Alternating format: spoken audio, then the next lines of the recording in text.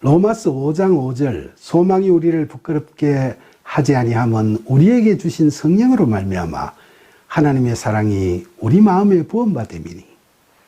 바울은 우리가 하나님 나라의 백성이 되고자 하는 소망, 하나님 나라의 상속자에 대한 소망이 우리를 부끄럽게 하지 않는다고 합니다.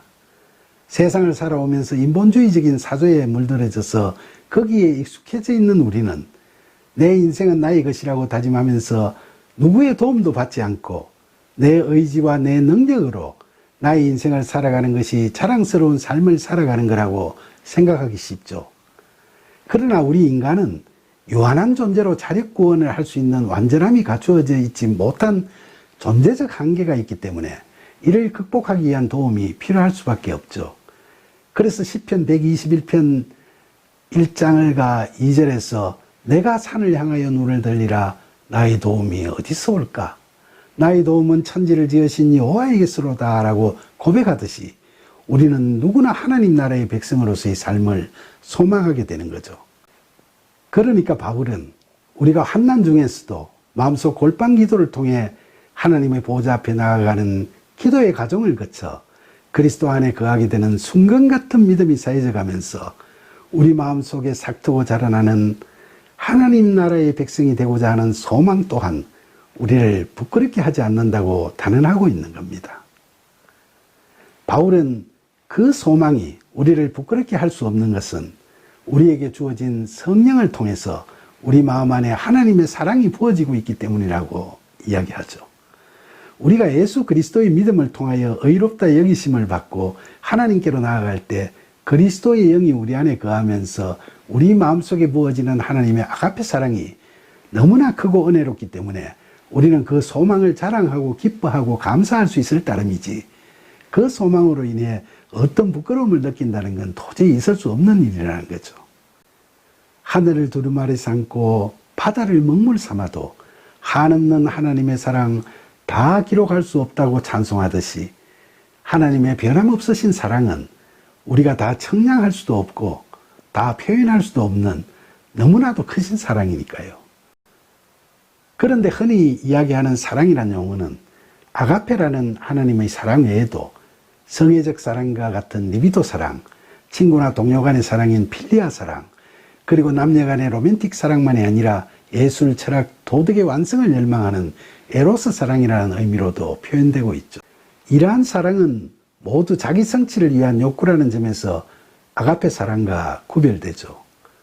신약 성경에서 하나님의 사랑, 예수 그리스도의 사랑, 그리고 예수 그리스도 안에서 새로운 존재로 거듭난 우리들의 아가페 사랑은 우리 자신의 성취가 아니라 타자의 성취를 향한 욕구라고 할 수 있죠. 아가페 사랑은 위에서 아래로 내려가는 사랑, 자기 희생의 사랑, 사랑받을 사람의 빈부귀천이나 조건에 개의치 않는 사랑, 그리고 사랑받을 만한 가치가 없다고 말하는 사람을 가치 있는 사람으로 만드는 창조적인 사랑이라고 이야기할 수 있습니다. 아가페 사랑은 상대방의 변하기 쉬운 특성들에 상관없이 상대를 무조건적으로 긍정한다는 점에서 인간에 대한 하나님의 사랑인 겁니다. 아가페 사랑은 상대방의 저항이나 반항에도 불구하고 그를 받아들이죠. 아가페는 자신이 그들 때문에 고통과 고난을 받으면서도 그들을 용서하죠. 그런 아가페 사랑은 현실적으로는 실존의 조건 하에서 나타난 하나님의 사랑의 현현, 즉 그리스도 예수의 현현 속에서만 나타납니다. 그러니까 그 아가페 사랑이 우리에게 나타나려면 성령의 도우심과 이끄심이 있어야 되는 거죠. 이것을 구하는 기도가 당연히 필요하고요. 오늘을 살아가는 우리들은 스스로 극복하지 못하는 고난으로서의 인간의 소외라는 문제로 인해 날로 더 심각하게 고통받고 있죠. 하나님으로부터의 소외, 인간 상호간으로부터의 소외뿐만 아니라 자기 자신으로부터의 소외라는 인간의 실존적 소외, 즉 불신앙, 영적 교만, 무절제한 욕망은 아가페가 결여됨으로써 죄의 경향성을 더 확연하게 띠게 되죠. 이와 같은 죄를 극복하기 위해서 인간 스스로 완전한 해결 방안을 내놓을 수는 없습니다. 그런데 그런 우리를 구원할 수 있는 신앙으로서 기독교 하면 가장 먼저 떠오르는 말이 뭐죠? 그건 사랑이라고 말할 수 있겠죠. 기독교라는 신앙의 근거가 하나님, 그리고 예수님인데 그분들을 한마디로 표현하면 바로 사랑이니까 말이죠.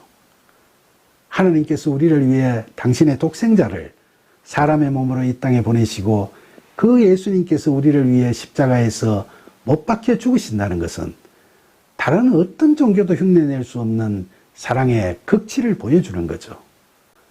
오직 이 사랑만이 우리를 구원해 줄 수 있는 완벽한 처방이 될 수 있는 거죠.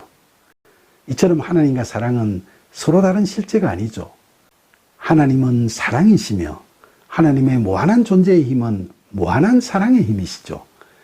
그런 하나님의 사랑이 우리 마음에 부어지니까 하나님의 백성이 되고자 하는 우리의 소망이 우리를 부끄럽게 할 수 없는 겁니다.